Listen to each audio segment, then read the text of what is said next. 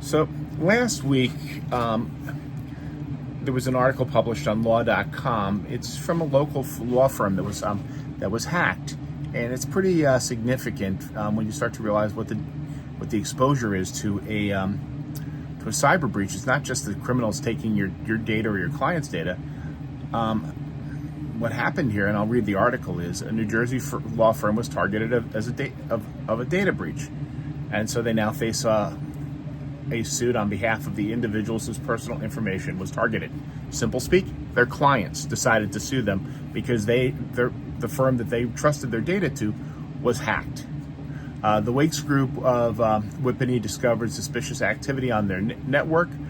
On March 9th, a short time later, a ransom group called, I think it's QILLIN, claimed responsibility for the breach according to the suit. There's so many different names for these cyber gangs, and they will rename themselves constantly in ways to help create confusion. But what they did was they breached into here, and the breach yielded personal information such as what they were looking for. They were looking for client names, social security numbers, driver license numbers that the firm had collected in connection with legal services that it provided. So basically, for the law firm to do its job, it needed to get this information. And unfortunately, they were hacked. The suit was brought by Milberg, Coleman, Bryson, Phillips, Grossman. Say that 5 times fast. And Fetterman and Sherwood. Quill is also known as Agenda, and they're likely Russian. And they recently observed recruiting affiliates in late 2023, the suit states. It is what is known as a ransomware as a service company, in which one party pays another party to launch a ransomware attack. It surfaced in 2022 and targets critical infrastructure entities, the lawsuits stated. Okay, once Quill gained access to the targeted system, it proceeded to encrypt the information, such as personal details, credit card information, account credentials, which can fetch monetary rewards, the suit claims. Which is true. After encrypting the data, the action demanded a ransomware to release a private key to decrypt the data, with the ransom typically demanding cryptocurrency such as Bitcoin or Ethereum to allow the attackers to remain anonymous. You're not going to be able to write these guys a check. It's important to note that paying the ransom does not guarantee the release of the private key. This is what the article says, and I agree with that too. There's no guarantee that in the cycle of attacks, the ransom demands will cease. The suit says, "Hey, let's face it. It's like a war. There's no rules right there. They're going to do whatever they can to get as much money as they can, not just from the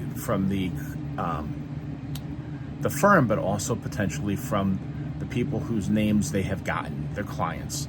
The lead plaintiff, Teresa Baylor of Jackson, Florida, a resident who received notice that from the Wakes group, notified her that her name, social security number, and driver's license were compromised in the data breach. The class has more than 100 members, and the amount of controversy exceeds $5 million. So here's 100 records, and they're coming at them for a claim of $5 million. The law firm offered the plaintiffs a token gesture of the 12-month credit monitoring, and they said, hey, that's inadequate. The class members will be at the continued risk of fraud and identity theft for the rest of their lives. That unfortunately is true. This gesture does not and will not fully protect the plaintiff and the class from cyber criminals, and is largely ineffective against protecting data once it's been stolen. So true. Cyber criminals are aware of preventative measures taken by entities after the data breach, and will continue to hold on to the stolen data and not use it until after the free services run out. What does that mean? Well, okay, you get 12 months of credit monitoring, and after the monitoring is done, The cyber criminals then proceed to use the social security numbers, the driver's licenses, to do other crimes such as identity theft, credit card fraud, taking out loans in their names. So those numbers never change. So 12 months, hopefully most of those 100 people are going to live long after that 12 months has expired. But the cyber criminals are hoping for them to do that as well, so that they can enjoy, the use of that data. So, again, the complaint goes further. The Wakes Law Group failed to take proper precautions against the cyber attack, despite notice that the law firms are prime targets of such crimes. The suit claims some notable firm cyber attacks were at Oric, Harrington and Suffolk, Grumman, Shire, Mistake and Sachs, Prosker Rose. These are a number of law firms. I can't do them justice to that. But they're saying, hey, look, other law firms have been hacked. They should have been on notice to create the proper environment, to have a proper cybersecurity plan to protect their clients' businesses. This is something we help our clients with all the time. It's not that complicated to do. It just takes a little effort, like everything else in life. So what they did was they basically buried their head in the sand. And because of that, it's not a lot of people, it's 100 clients. But these 100 clients are coming after them for a $5 million lawsuit. They are now written up in this company called Wakes Law Firm of Whippany, has been compromised as far as their reputation is concerned, regardless of whether they win the suit or not. I mean, if you're somebody who needs services such as theirs for trust and estates, are you going to go to them for support if you already know that they've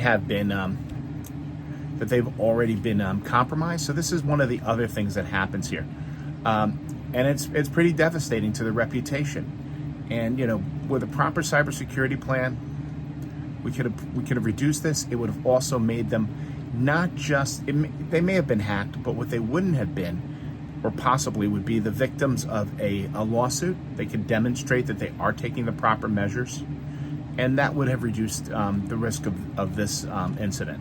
If you need help like this, we are here to help. My name's Carl DePrado with A to Z Business IT. We help clients all over the United States and North America, help them basically secure, scale, and succeed in their businesses. If you need to reach out, glad to give you a free cybersecurity analysis to make sure that your business is not at risk. Please feel free to reach out. Thank you and have a great day.